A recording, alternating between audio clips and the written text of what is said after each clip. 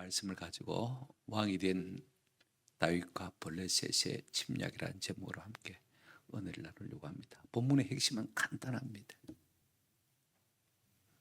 여러분 뭐라고 느꼈습니까? 다윗이 여호와께 뭐합니까? 여쭙습니다. 두 번 그 말이 나오죠, 그죠? 결국 신앙생활은요 기도 생활입니다. 다른 거 아닙니다. 더도 덜도 아니고 신앙생활은 뭐라고요? 기도 생활이다. 성도가 힘쓸 것은 기도와 말씀밖에 없어요.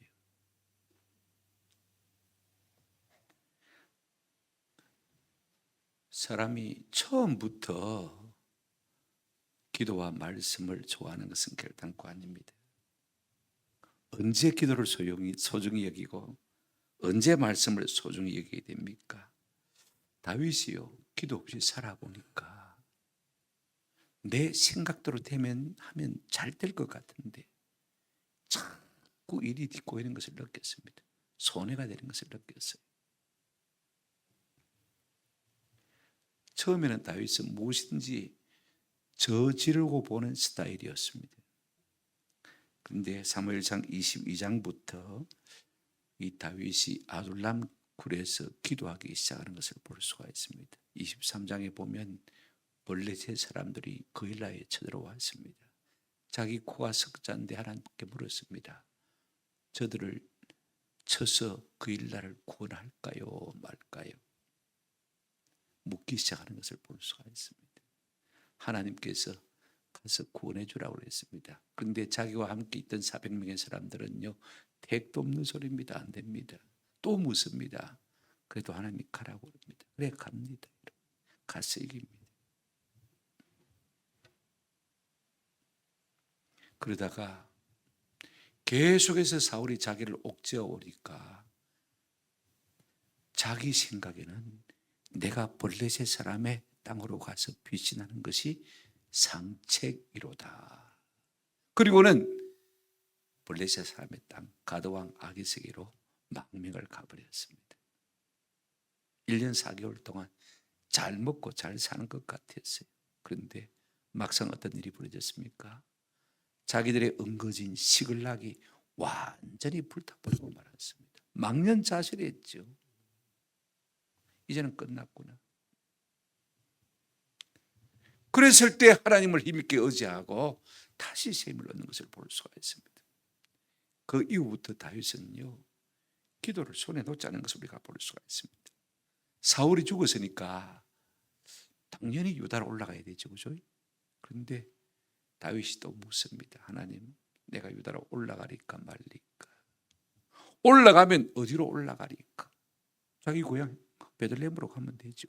근데 하나님께서 올라가라고 하시면서 어디로 올라가라고 했습니까? 헤브론으로 가라.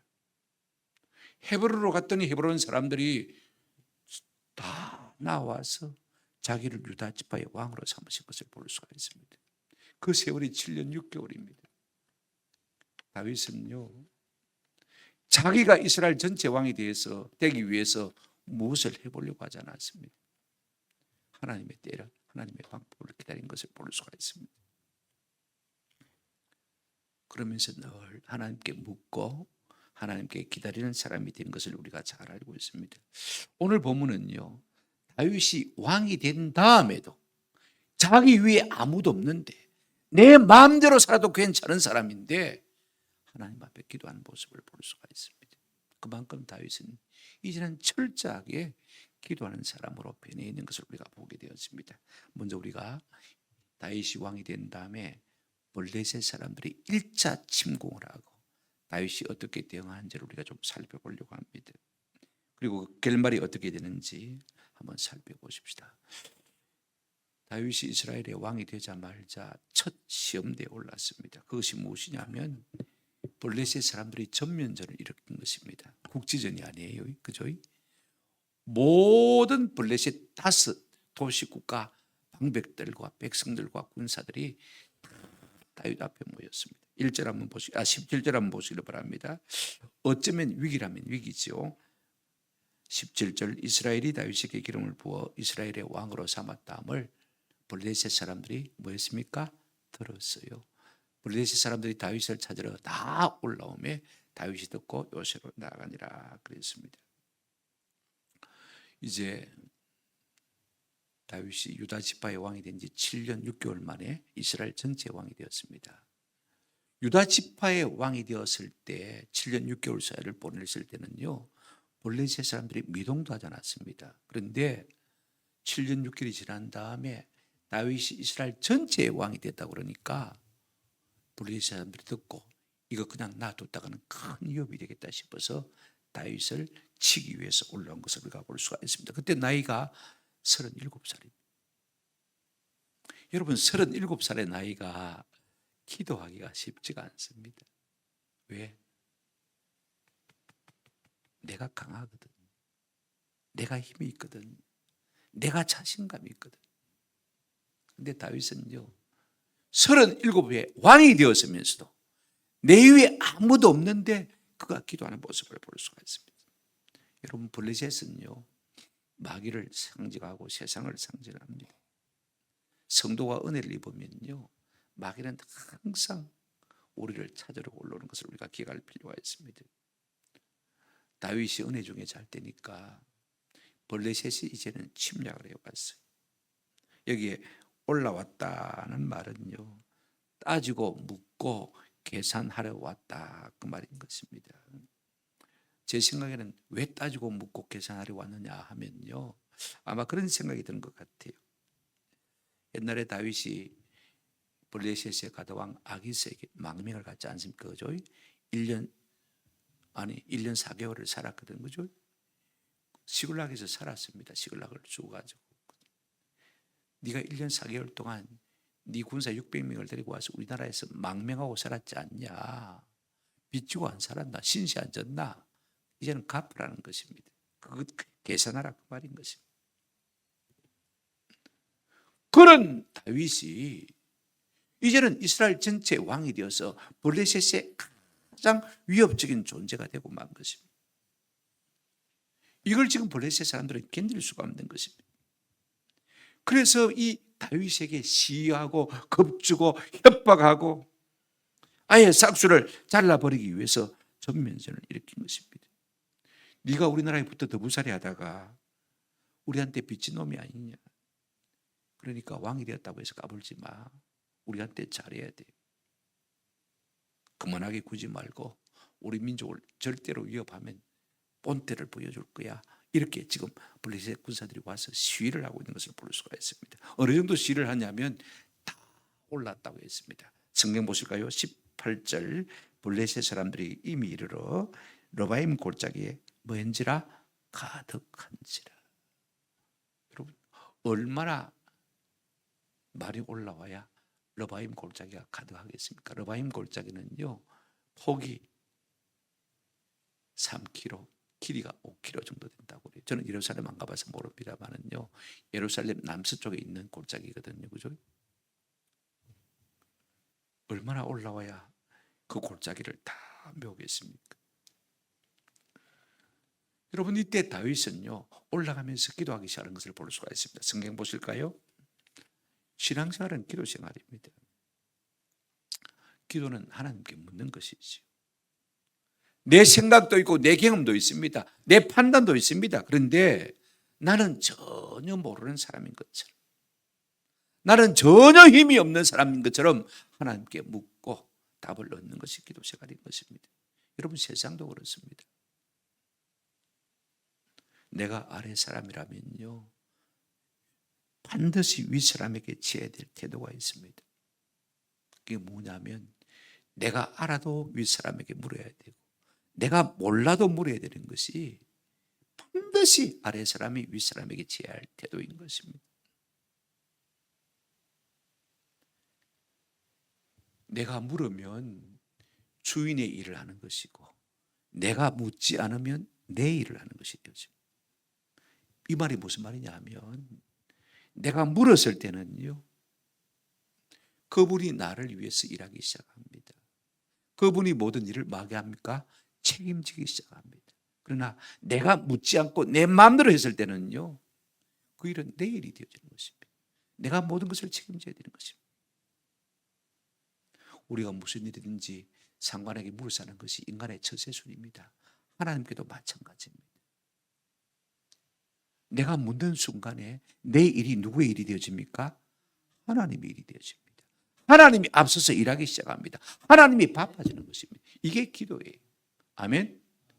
그렇게 생각하셔야 돼요.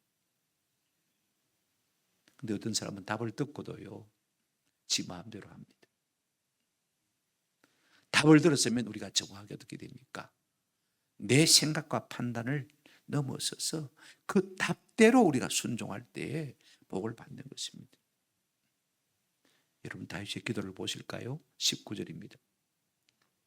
다윗이 여호와께 여쭈 이르되 내가 블레셋 사람에게로 올라가리이까 여호와께서 그들을 내 손에 넘기시겠나이까 하니라고 말하는 것을 볼 수가 있습니다. 지금 그는 블레셋 사람을 방비하기 위해서 내려가면서 하나님께 묻습니다. 두 가지를 묻습니다. 내가 저 사람들에게로 올라갈까요? 라고 묻습니다. 무슨 말이냐면 저 사람의 군대 수가 적든지 많든지 내가 치려갈까요 말까요? 그 말인 것입니다. 많으면 못 치는 것이고 적으면 치는 것이고 그런 것이 아닙니다. 군대 수와 상관없이, 우리의 군대 수와 상관없이, 그죠? 우리의 전력과 저들의 전력과 상관없이 내가 치려가겠습니까? 그 다음에 두 번째 질문이 무엇입니까? 우리가 올라가면 하나님께서 그들을 내 손에 마시겠나이까? 붙이시겠나이까? 이기게 해주시겠습니까? 라고 묻는 것을 볼 수가 있습니다. 한번 따라 합시다. 물으면 답이 나옵니다. 이게 질문의 힘입니다. 물으면 답이 나옵니다. 하나님은 묻는 대로 정확하게 대답하실 것을 볼 수가 있습니다. 19절 하반절 보실까요? 여호와께서 다윗에게 말씀하시되 마라 올라가라. 올라갈까요? 물었습니다. 그죠? 올라가라. 내가 이기겠습니까? 라고 물었는데 하나님은 뭐라고 말씀하냐면 한번 따라합시다. 반드시 이길 것이다. 이길 것인가 물었는데 그냥 이길 것이다 라고 말씀하지 아니하시고 단정코 반드시 이길 것이다. 우리는 반드시 이길 것이다 라고 번역했습니다만 잘한 번역입니다만요, 히브리 원문을 보면 삼중적으로 강조하고 있는 것을 볼 수가 있습니다.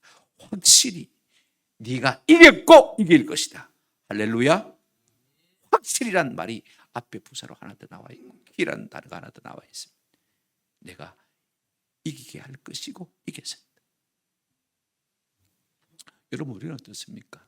무슨 일을 하든지 기도하고 하나님 앞에 답을 받고 살아갑니까? 처음부터 뭐 기도해가지고 하나님의 음성이 들리는 사람은 잘 없습니다. 그죠? 그런데 우리가 딴짓하면 안 돼요. 하나님의 음성이 들릴 때까지 가만히 기다려야 됩니다. 안 그러면 평생 하나님의 음성을 못 듣고 살아요. 좀 어려워도 기도한 것을 가만히 기다려야 돼요. 하나님 뭐라고 말씀하시는지 응답해 주실 때까지 기다려보는 것입니다. 그러면 그것이 내게 체질화되어지면요, 그 다음부터 기도하는 것이 어렵지가 않습니다. 기도와 말씀이 열리기 시작하면 다른 신앙생활은 다 저절로 되어집니다. 전도도 저절로 되어지고요, 찬양도 저절로 되어지고 예배도 구제도 상담도 위로도 그대로 되어집니다. 왜? 하나님의 음성을 듣고 사니까 말입니다. 아멘. 그래서 기도가 참 중요합니다. 그 다윗이 응답을 받고 어떻게 행동합니까? 20절 한번 보시기 바랍니다. 이 전쟁의 과정과 결말입니다. 다윗이 바알브라심에 이르러 올라갔습니다. 그죠? 이르렀다 말은 올라갔다는 말이죠.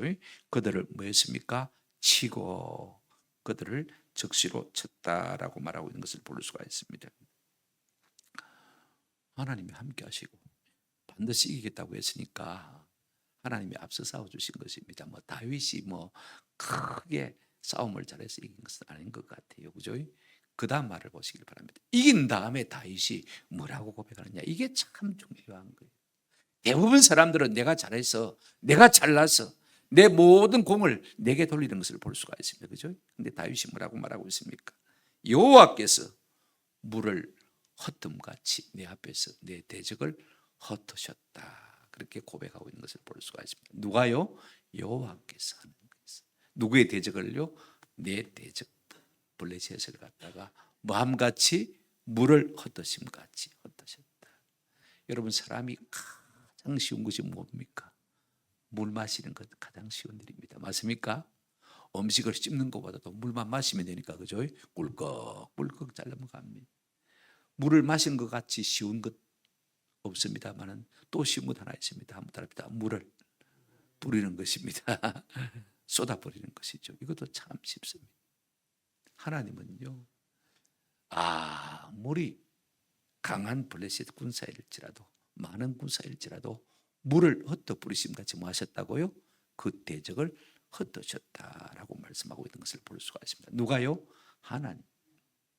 하나님 앞에서요, 모든 원수들은 사실은 아무것도 아닙니다. 이거 아셔야 돼요. 나는 힘들지만은 하나님께서는 어떤 일이든지 아무것도 아닌 것입니다. 이것이 전쟁에 이긴 다음에 다윗의 감사요, 다윗의 고백이요, 다윗의 찬송인 것을 볼 수가 있습니다. 저는요, 하나님께서 우리에게 어떤 승리를 주시든지 우리 모두가 하나님 앞에 영광과 감사와 찬송을 올려드릴 수 있는 저와 여러분 되시기를 주님의 이름으로 축원합니다. 이것이 나의 간정이요, 이것이 나의 찬송일세. 그래서 그곳 이름을 원래는 너빔 골짜기인데, 그죠? 뭐라고 했습니까? 발 브라심이라 이름을 고쳐서 부른 것을 볼 수가 있습니다. 발이란 말은 발신을 말하죠, 그죠? 우상을 말하고, 브라심은 페레치라는 동사에서 나왔는데 쪼개다, 흩어뿌리다 그런 뜻을 갖고 있습니다. 하나님께서 그 우상들을 다 쪼개서 흩어버렸다, 그 말씀인 것입니다. 이게 무슨 말이냐면 블레셋 사람들이 하도 다급하니까 몸에 지니고 있던 부적들 있지 않습니까, 그죠? 이 바알신이라는 것이 사람만한 것도 있고 나무로 만들어 가지고, 그죠? 손바닥에 올려놓고, 그죠? 몸에 보관하고 다니는 조그마한 바알신도 많이 있거든요, 그죠? 그것들을 갖다가 막, 그것도 무거우니까 말입니다, 내빼 던져버리고 도망가더라, 그 말인 것입니다. 그래서 어떻게 했습니까? 21절 보시기를 바랍니다. 거기서 블레셋 사람들이 그들의 우상을 뭐 했으므로? 버렸으므로. 무거워서 버린 것도 있겠지만은 말짱 흔들리다 싶어서 버렸겠죠, 그죠? 안 그렇습니까? 한번 생각해 보십시오. 이거 있어 지네. 그래서 다윗과 그의 부하들이 뭐 했다고 했습니까? 그 우상들을 다 치웠다. 병행무전에 우리가 성경 보십시오. 역대상 14장 12절 보시면 조금 다른 표현이 있습니다. 블레셋 사람들이 그들의 우상을 그곳에 버렸으므로 다윗이 명령하여 무엇에 살았니라? 불살랐다고 했습니다. 우상을 불살랐다. 여러분, 우상은 아무것도 아닙니다. 우상을 불태웠다고 해서 아무것도 아닙니다. 저도 신주단지를 몇 개나 불태워봤지만은요, 아무렇지도 않습니다. 그런데 안 믿는 사람은 신주단지 불태울 수 있습니까? 없습니까? 못 태웁니다. 한번 따라합시다. 우상은 불에 태워도 끽소리 못합니다. 이게 우상입니다. 근데 하나님의 백성들은요, 그렇지 않습니다. 불에 태워지도 않습니다. 다니엘의 세 친구들이, 그죠? 황금 우상 앞에 절하지 않는다고 느부갓네살 왕 앞에 노를 입고 7배나 뜨거운 불에 던져졌습니다. 던지던 사람이 오히려 불에 타 죽었는데, 불 속에 들어간 다니엘 세 친구 사드락과 메삭과 아벳느고는요, 생생했습니다. 불에 거슬린 흔적도 없고 불탄 냄새도 없었습니다. 성경은 우리에게 이렇게 말해주고 있습니다. 이사야 43장 2절, 내가 물 가운데로 지날 때 내가 너와 함께 할 것이라. 강을 건널 때 물이 너를 침몰하지 못할 것이며 네가 불 가운데로 지날 때도 타지도 아니할 것이라. 불꽃이 너를 마지도 못하리라, 사라지도 못하리라. 하나님의 사람을 하나님께서 이렇게 지켜주시겠다고 약속한 것을 볼 수가 있습니다. 결국 이 전쟁은 어떤 전쟁이었느냐? 우상이 청소가 된 것입니다. 우리가 싸워야 할 전쟁은 이런 것들입니다. 그죠? 영적 전쟁이죠. 왜 하나님께서 종종 우리에게 영적 전쟁을 허락하시는 것입니까? 우리 주변에 있는 무엇을 제거하라고요? 영적인 우상을 제거하라. 하나님보다 더 사랑하는 모든 것들, 돈, 자식, 쾌락, 그죠? 어떤 사람은 낚시, 어떤 사람은 골프, 그런 것들이 될 수 있겠죠, 그죠? 그거 다 치우라고 영적 전쟁을 허락하시는 거예요. 두 번째로 이제 다윗이 왕이 된 다음에 블레셋 사람의 2차 침공을 우리가 좀 생각을 해보십시다. 1차에 실패한 블레셋 사람들이 자기들도 자존심 있는데, 그죠? 정렬을 정비하자마자 곧장 다시 다윗을 치기 위해서 올라온 것을 우리가 볼 수가 있습니다. 똑같은 블레셋 사람들이 똑같은 장소 르바임으로 쳐들어왔습니다. 그럼 우리 생각에는요, 하나님께 물으나 마나합니다. 그죠? 앞에 이미 다 경험해 봤으니까. 보십시오. 똑같은 블레셋 사람들이 올라왔습니다. 그죠? 두 번째, 똑같은 르바임. 그 장소에서 전쟁을 치르게 되어집니다.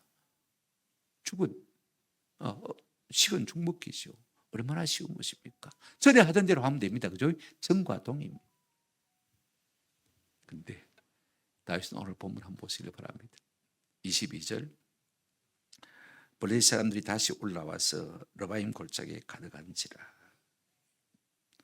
다시 올라왔는데 내나 그 블레셋 사람들입니다. 그죠? 그리고 어디에 또 가득했다고 했습니까? 똑같이 르바임 골짜기. 1차 침공할 때하고 똑같은 모습으로 하나도 달라지지 않았습니다. 여러분, 다윗의 입장에 볼 때는요, 한번 생각해 보십시다. 이미 경험한 전쟁입니다. 이미 경험한 사람들입니다. 이미 경험한 장소입니다. 그죠? 누워서 정복입니다. 우리가 어떤 경험이 쌓인다는 것은 그것은 지식이 되는 것이고, 지식은 동시에 뭐가 됩니까? 힘이 되지 않습니까? 그죠? 그런데 여러분, 이게요, 때로는 우리의 함정이 될 수도 있습니다. 그래서 어떤 사람은 이런 말을 합니다. 제가 농종하는 말입니다만은요, 사람들은 경험 때문에, 자기가 안다는 경험 때문에, 그죠? 고정관념에 매이게 되기가 참 쉽습니다. 내 옛날에 다 해본 것이다. 쓸데없는 소리 하지 마라. 전에 내가 다 경험한 게. 그게 이제 고정관념이 되어질 때가 참 많습니다. 경험에서 얻은 지식은 고정관념을 낳게 되고요, 고정관념은 대부분 부정적인 산물을 낳게 되었습니다. 새로운 것을 습득하는 것과 마찬가지로 우리가 옛날에 경험했던 모든 것들, 기존 내가 알고 있던 것들, 이런 것들을 잘 버리는 것이 참 중요합니다. 전에 내가 알고 있는 것이 전부가 아니에요. 이거 우리가 아셔야 됩니다. 그래서 에릭 호프는 이미 배운 것에만 집착하는 사람은 더 이상 존재하지 않는 세상에 대해 알고 있는 것과 같다. 세상은 달라졌는데 생각은 옛날 생각 그대로 갖고 있는 것. 이게 이제 고정관념이고, 이게 경험에서 나온 것입니다. 만약에 다윗이 똑같은 사람들이 똑같은 장소에 전쟁을 일으키니까 내가 전에 싸워본 적이 있다, 그 경험만 가지고 나왔다면 어떻게 됐을까요? 본문을 우리가 다시 한번 보십시다. 똑같은 대거리로 똑같은 장소에 똑같이 편만하게 가득 채웠습니다. 블레셋 사람들이. 다시. 이 다시란 말이 참 중요합니다. 성도가 잘 되면요, 마귀는 그냥 내버려두지 않습니다. 반드시 다시 뭡니까? 공격하게 되어 있습니다. 개인도 그렇고 교회도 마찬가지입니다. 마태복음 4장에 보면 마귀가 예수님 금식기도 하실 때, 그죠? 3번이나 시험하셨죠. 3번 다 3대 빵으로 마귀가 참패를 당했습니다. 그런다고 해서 마귀가 영 같습니까? 그렇지 않습니다. 성경 누가복음을 보실까요? 누가복음 4장 13절입니다. 같이 한번 읽어보십시다. 다 같이 시작. 마귀가 모든 시험을 다한 후에 얼마 동안 떠나니라. 얼마 동안 떠났습니다. 다른 번역에 보면 다음 기회를 노리면서 떠났다, 그렇게 말하고 있는 것을 볼 수가 있습니다. 마귀는요, 절대로 우리를 떠나지 않습니다. 항상 호시탐탐한 다음 기회를 노리면서, 공격의 기회를 노리면서 잠시만 얼마 동안만 떠나 있는 것을 우리가 볼 수가 있습니다. 그러므로 우리는 마귀에게 틈을 주잖아요. 마귀에게 틈을 주는 일반적인 방법 가운데 하나가 우리의 고정관념입니다. 전에 내가 그렇게 했다는 것입니다. 그죠? 우리의 지식, 경험입니다. 자, 보십시오. 그때 다윗이 어떻게 합니까? 다시 똑같은 사람이 들어왔습니다. 똑같은 장소에, 그죠? 자, 성경 보십시오. 22절. 다윗이 기도하기 시작하는 것을 볼 수가 있습니다. 22절요. 23절. 다윗이 여호와께 말하되 여쭈니 그랬습니다. 기도는 묻는 것입니다. 우리는 자꾸 구하고 이렇게 생각하는데 하나님께 묻고 또 묻는 것이 기도의 가장 좋은 정의라 우리가 이렇게 생각할 수가 있습니다. 한번 생각해 보십시오. 한번 이겼던 사람들이고 똑같은 장소입니다. 그죠? 그런데 또 말라고 물어요. 전에 했던 것처럼 하면 되지 않습니까? 그죠? 이게 참 중요합니다. 제가 우리 교회에서 30 몇 년째 지금 똑같은 장소에서 똑같은 설교를 하고 있지 않습니까? 그죠? 설교 준비 안 해도 안 되겠습니까? 근데 그렇지 않습니다. 하나님께서 성경 읽을 때마다 매번 새롭게 말씀해 주시는 것을 느낄 수가 있는 겁니다. 그렇습니다. 그죠? 내가 똑같은 장소에서 똑같은 사람에게 설교하는데 뭘 따로 뭐 특별히 준비할 필요가 있습니까? 사무엘 한번 해도 새벽 기도에 5번, 6번째 했고, 그죠? 한 서너 분은 사무엘하 강의를 했지 싶은데 왜 그렇게 하는 것입니까? 똑같은 상황, 똑같은 사람들이고 똑같은 본문이지만은 그때그때마다 하나님 주시는 뭐가 다릅니까? 감동이 틀리는 것입니다. 이걸 우리가 아셔야 돼요. 다윗도 마찬가지입니다. 얼마 전에 블레셋 사람들과 똑같은 장소로 바임에서 싸워서 뭐 했습니까? 이겼습니다. 어떻게 했습니까? 그냥 돌진했죠. 그럼 뭐라고 여쭈었겠습니까? 다시 뭐라고 물었겠습니까? 우리가 하나님이 주신 답을 생각해 보면 질문의 요지를 알 수가 있을 것 같아요. 하나님, 블레셋 사람들이 똑같은 사람들이 똑같은 장소에 쳐들어왔는데 어떻게 할까요? 라고 물었던 것입니다. 그래서 하나님 뭐라고 말씀하셨습니까? 23절 하반절 보시기 바랍니다. 이러시되 한번 따라 합시다. 올라가지 말고. 올라가지 말래요. 전에는 뭐 했습니까? 올라가라고 했죠. 그죠? 큰일 날 뻔했습니다. 올라갔다가는 거죠. 전에 했던 방법대로 했다는 큰일 날 뻔했어요. 이번에는 하나님께서 뭐 하지 말라고 하십니까?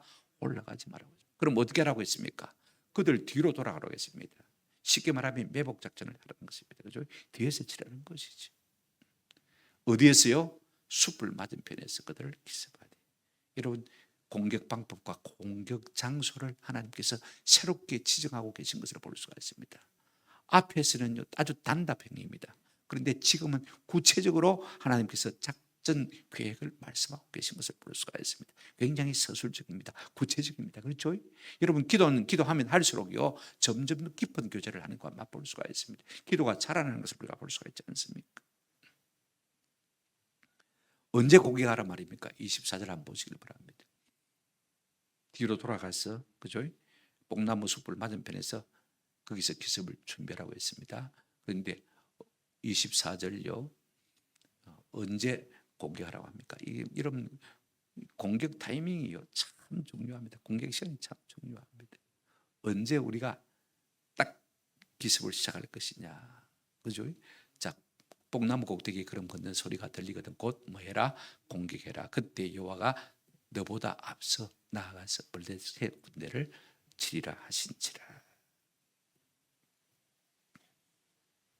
몇 시간입니다. 낮이냐 밤이냐가 아닙니다. 내가 사인을 줄 테니까 그때 공격하라는 것입니다. 여러분, 누가 공격 시점을 가장 잘 알겠습니까? 적을 알고 우리를 아는 사람이 가장 공격 시점을 잘 압니다. 그죠? 적이 무엇이 취약한지, 언제 취약한지 가장 잘 아는 사람이 공격 시점을 가장 잘 정할 수가 있습니다. 맞습니까? 그걸 가장 잘 아는 분이 누구예요? 하나님이죠. 그때를 어떻게 정하겠다는 것입니까? 뽕나무 꼭대기에서 걸음 걷는 소리가 들리거든. 행군 소리가 들리거든. 하나님의 군대가 뽕나무 위로 걸어가는 것을 너희가 듣거든.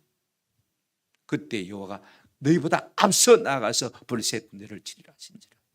그때 너희도 함께 공격하라. 그러면 너희 앞서서 하나님의 군대가 그들을 칠 것이다. 지금 그렇게 말씀하고 있는 것을 볼 수가 있습니다.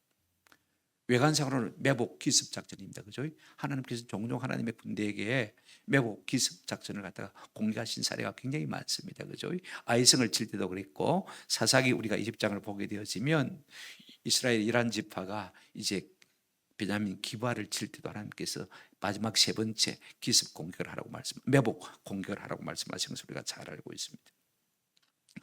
중요한 것은 이것입니다. 우리가 하나님의 타이밍을 기다리는 것이 참 힘들어요. 저도 세상에서 가장 힘든 일이 기다리는 일이라고 생각되었습니다. 하나님의 때를 기다리는 거, 이게 참 힘들어요. 하나님이 언제 뽕나무 위에서 행군 소리가 들리게 하실지, 모르잖아요. 그죠? 차라리 메시다 그랬으면, 그죠? 딱 준비하고 있다가 하면 되는데, 메시인지 몰라요. 오늘 어떤 목사님 전화가 왔어요. 왜요? 조 목사, 전화 좀 해주라. 와요. 전화해준다 해놓고 전화도 안 해주고, 지금 막 애가 타서 만날 기다리고 있다. 지금. 방사선 치료를 해야 되는데, 방사선 기가 고장 났으니까, 고치면은 연락해 주겠다고 했는데, 암 환자인데. 가무지 콧구멍이 나는 거예요. 부부가 기다리는데 애가 탄다는 거예요. 여러분, 기다리는 일이요, 참 힘들어요.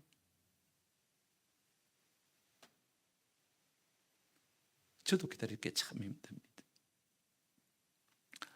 그러나 성경은 종종 우리에게 이렇게 말씀하고 있습니다. 시편 보실까요? 37편 7절입니다. 여호와 앞에 잠잠하고 참고 기다리라. 자기 길이 행동하며 악한 길을 이루는 자 때문에 불평하지 말지어다 그랬습니다. 잠언 20장 22절 말씀도 마찬가지입니다. 너는 악을 갚겠다 말하지 말고 여호와를 말하 기다리라. 그리하면 그가 너를 마신다고요? 구원하신다. 우리가 하나님보다 앞서지 않는 은혜가 있기를 주님의 이름으로 축원합니다. 하나님의 때를 기다리십시다. 그것이 우리가 승리하고 하나님의 구원을 경험하는 가장 복된 것입니다. 그렇지 않습니까? 다윗이 7년 6개월을 기다렸어야 이스라엘의 왕이 되었습니다. 그렇죠? 기다릴 때 하나님께서 완벽하게 모든 일을 이루신 것을 우리가 잘 알고 있지 않습니까? 그 전쟁의 2차 침략의 결과가 어떻게 되었습니까? 24절 한번 보시기 바랍니다. 24절, 본문 24절입니다. 이에 다윗이 여호와의 명령대로 행하여 블레셋 사람을 쳐서 게바에서 게셀까지 이르니라고 했습니다. 양쪽에서 적겠죠. 앞에 조금 본대가 있을 것입니다. 그죠? 뒤에서 큰 부대가 쳤습니다. 그러니까 동안의 던지가 되었죠. 그죠? 그러니까 옆으로 도망갔겠죠. 그죠? 그러니까 게셀과 그 다음에 어디로 도망갔습니까? 게바까지. 그죠? 그들을 양쪽으로 친 것을 우리가 볼 수가 있습니다.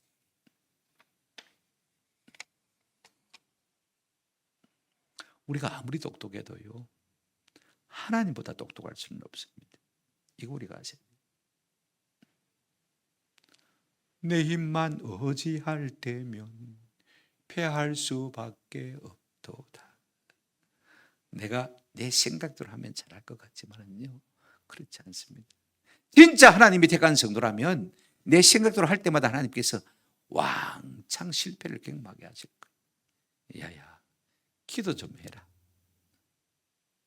내한테 물어서 그 일이 네 일이 아니라 내 일이 되게 하라. 그렇게 자꾸 도전하실 것입니다.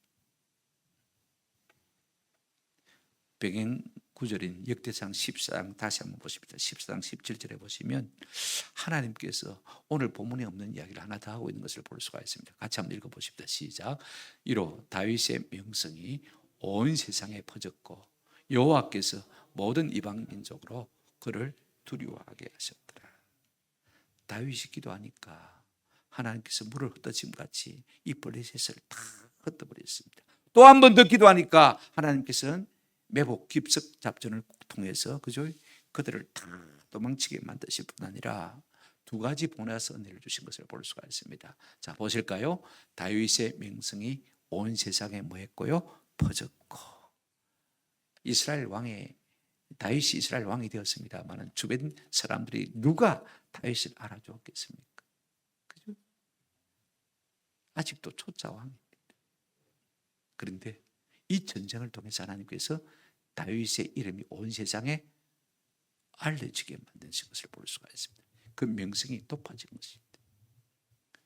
사람을 높이심과 낮추심이 누구의 손에 달려 있습니까? 하나님의 손에 달린 것입니다. 아멘. 또 하나 복이 무엇입니까? 여호와께서 모든 이방 민족으로 그를 마게 하셨더라, 두려워하게 하셨더라. 이름을 떨치게 하실 뿐 아니라 모든 이방 사람들이 다윗을 마게 만들었다고요?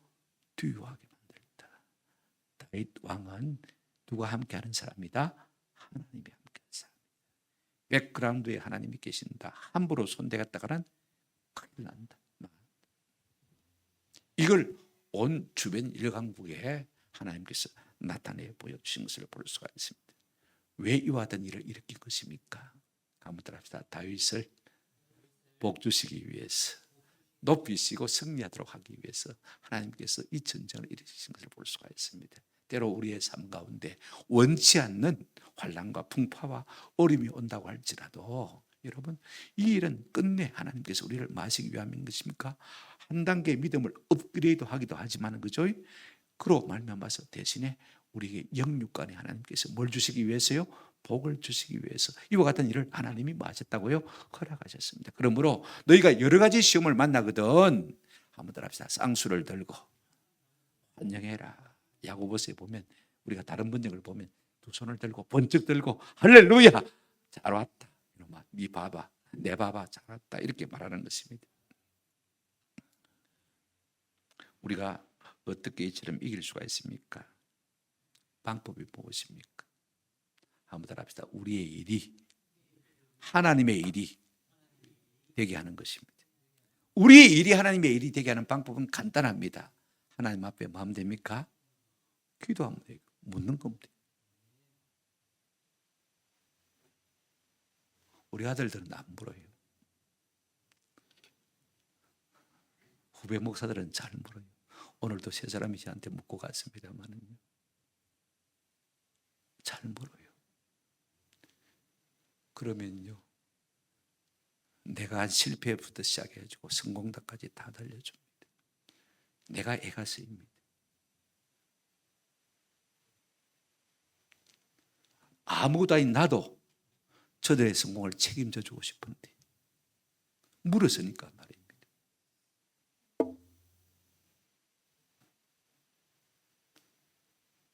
우리가 하나님 앞에 묻는다면 하나님이 우리의 일을 막고 싶어 한다고요?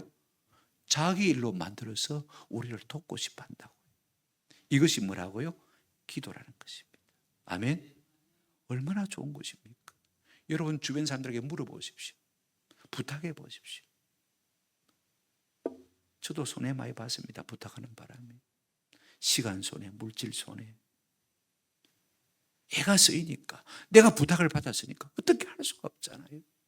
아무것도 아닌 나도 그렇게 하는데 하물며 사랑의 하나님께서 우리가 부탁할 때, 우리가 물을 때 하나님께서 가만히 계시겠습니까? 뒷짐지고 네가 알아서 살아봐라, 그래 하겠습니까? 아니지. 왜 우리가 기도하는 것입니까? 한번 더 합시다. 하나님이 우리의 삶에 개입하시도록 하기 위해서, 하나님 내 삶을 좀 이끌어 주십시오. 하나님이 내 삶 가운데 개입하도록 하시기 위해서 우리가 기도하는 것입니다. 저는 이 같은 은혜가 우리의 삶 가운데 있기를 주님의 이름으로 축원합니다. 말씀을 맺습니다. 왜 성도가 쉬지 말고 기도해야 됩니까? 똑같은 장소에 똑같은 사람들이 쳐들어 올라왔습니다. 다윗은요, 전에 경험한 것입니다. 그런데 또 하나님 앞에 뭐합니까? 묻습니다. 사람들은요, 사회학적으로 조사를 해보면 자기가 사는 곳에 반경 45km를 벗어나지 못한대. 부산 사람들은 부산을 벗어나지 못하는 것입니다. 평생 그렇게 산대. 물론 잠시 여행을 한 것을 알 수 있겠죠. 저도 가만히 보니까 새벽기도 인도하고 아침 밥 먹고 7시 반에 출근해서 1시간 성경 읽고 9시부터 설교 준비하고 12시에 일어나서 점심 먹고 내려와서는 또 설교 준비하고 또 저녁 먹고 내려와서는 또 저녁 기도해야 하고, 월요일은 새벽기도 설교 준비하고, 화수요일은 수요기도회 설교 준비하고, 목요일은 또 새벽기도 설교 준비하고, 금토일은 또 주일 설교 준비하고, 루틴이 똑같아요. 그죠? 똑같은 일을 똑같이 반복합니다. 여러분도 직장 생활하면서 아마 별로 하루 일과가 다르지는 않을 것 같아요. 일주일, 한 달, 1년의 루틴이 별로 다르지 않을 것입니다. 맨날 하는 일이 그 일이고 맨날 만나는 사람이 내랑 그 사람입니다. 맞습니까? 그런데 여기에 우리가 매몰되면 안 돼요. 늘 하는 일이기 때문에, 늘 만나는 사람이기 때문에 여러분, 우리가 기도하지 않아도 안 된다. 절대로 그런 것 아닙니다. 하나님은 날마다 다르게 일하시는 하나님입니다. 아멘. 예. 우리가 기도하면 하나님께서 다른 방법을 주실 것입니다. 우리가 기도하면 만나도 다르게 하나님을 만날 수 있는 사람들을 허락해 주실 것입니다. 우리가 지식과 상식과 습관을 따라 살면요, 그것은 자꾸만 내리막길이 되어집니다. 하얀 길. 그러나 날마다 하나님께 똑같은 삶을 살지만은 묻고 살면요, 하나님께서 새로운 답을 주시는 것입니다. 그러면 그 길은 내리막길이 아니라 항상 상향 곡선을 그리게 되어지는 것입니다. 오르막길을 우리가 오르게 되어지는 것입니다. 점점 종기게 되는 길로 나아갈 수밖에 없는 것입니다. 여러분, 모세가 크게 한번 실패한 것이 있습니다. 뭐냐면 우리가 출애굽기를 보시게 되어지면 17장입니다. 르비딤 광야에서 이스라엘 백성들이 목이 말라 물이 없을 때에 하나님 앞에 간구했습니다. 어떻게 했냐면 보십시오. 17장 6절에 보시면 내가 호렙산에 있는 그 반석 위에 거기서 네 앞에 서리니 너는 그 반석을 뭐라고 했습니까? 쳐라. 그리하면 물이 나올 것이다 그랬습니다. 그렇죠? 그래서 반석을 쳤더니 물이 강을 이루어서 이스라엘 백성이 먹었습니다. 이제 광야 생활 거의 40년 끝나갑니다. 40년의 세월이 지나서 이제 신광야가 두 개 광야입니다. 그죠? 신광야가 있고 친광야가 있는데 민수기 20장으로 넘어가 보시면 이 친광야에서 말입니다. 또 이스라엘 백성들이 목이 말라서 모세를 죽이려고 합니다. 그때 하나님 앞에 기도했습니다. 그때 하나님께서 뭐라고 응답하셨습니까? 20장 8절을 보게 되어지면 지팡이를 가지고 네 형 아론과 함께 회중을 모으고 그들의 목전에서 너희는 반석에게 한번 더 합시다. 명령하여 물을 내라. 앞에는 반석을 뭐라고 했습니까? 치라고 했습니다. 이번에는 지팡이는 들지만은 그죠? 반석을 향해서 뭐라고 했습니까? 말로만 야! 물내! 반석 보고 그렇게 뭐라고 했습니까? 명령하라고 했습니다. 근데 모세가 어떻게 했을까요? 그 다음 절 한번 보시길 바랍니다. 민수기 20장 11절을 보시면 모세가 손을 들어 그의 지팡이로 반석을 뭐 했습니까? 두 번 쳤습니다. 전에 40년 전에 한 경험 그거 가지고 그죠? 두 번 딱 쳤습니다. 그랬더니 물이 안 나왔습니까? 나왔습니까? 나왔습니다. 물이 많이 솟아나오므로 회중과 그들의 짐승이 뭐 했다고 했습니까? 하나님의 말씀대로 안 했는데 성공했어요. 이상하지 않습니까? 그죠? 근데 그 다음 말씀이 참 중요합니다. 20장 12절을 보실까요?